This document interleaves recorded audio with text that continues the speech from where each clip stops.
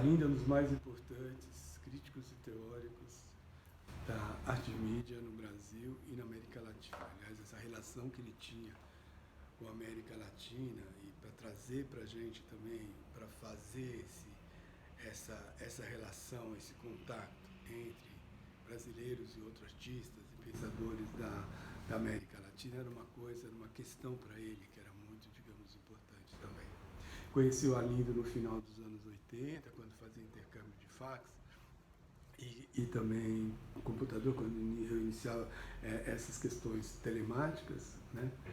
E foi extremamente importante, porque do final dos anos 80 também tem um dos livros que vai ser importante para mim, para todas, e para a minha geração, né? Para várias outras que vieram depois, que foi a arte do vídeo.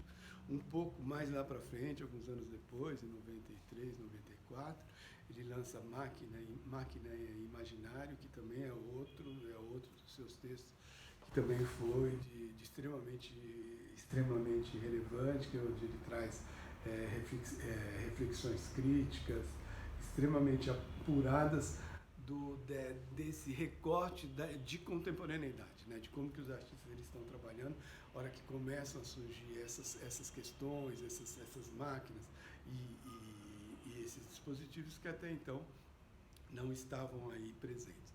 Tive um prazer enorme, mais lá para frente, em 2004, de fazer a co-curadoria com ele, ou seja, fizemos juntos a curadoria da exposição Emoção Artificial 2.0 no Itaú Cultural, que foi extremamente bacana, e o tema era divergências tecnológicas. Era para falar como que acontece quando você tem esses gaps de uso de máquina, de disponibilidade de todos esses equipamentos em alguns locais, em alguns países, e aqui, no, por exemplo, Brasil, e na América Latina também, entre outros locais, onde isso não é tão difundido, ou tem esses buracos entre o acesso e o não acesso, né? Como que uns têm, outros não têm, o que isso, de alguma maneira, vai gerar usos desviantes, né? E divergências nessa leitura e produção desses mesmos trabalhos artísticos. Então, Arlindo era um cara apaixonado pelo que ele fazia, era uma delícia, era ótimo. Quando você ia conversar com ele, tinha aquele brilhinho, né, no olho, né? Então, e ele é sempre extremamente amistoso, querido. Era um cara de diálogo, então ele tinha muitos amigos. Então, quem não teve o prazer de conhecer o Arlindo pessoalmente, acredito que o Arlindo conheceu montões de gente, porque ele era extremamente aberto, acessível, gentil, mas tem também esses textos dele que falam com uma leveza, com uma tipo fluidez e com uma profundidade extremamente relevantes para toda essa produção que ele fez aí nos últimos 30 anos, pelo menos 30, que é onde se vai buscando toda uma série para gente, que a gente consiga entender melhor o que, digamos, aconteceu nesse tempo, a partir de um olhar sensível e de uma leitura aguda da nossa contemporaneidade, né?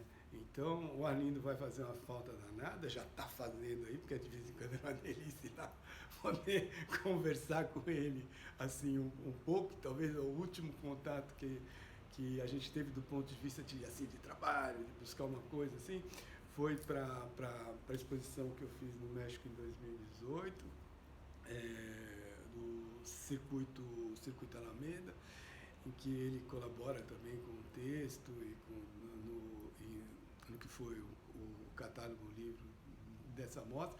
E me lembro dessas vários encontros e conversas que a gente ia contar o trabalho e discutir. Ele procurava entender, porque ele já não estava mais enxergando direito, já não estava mais fisicamente tão, digamos, assim, habilitado, né?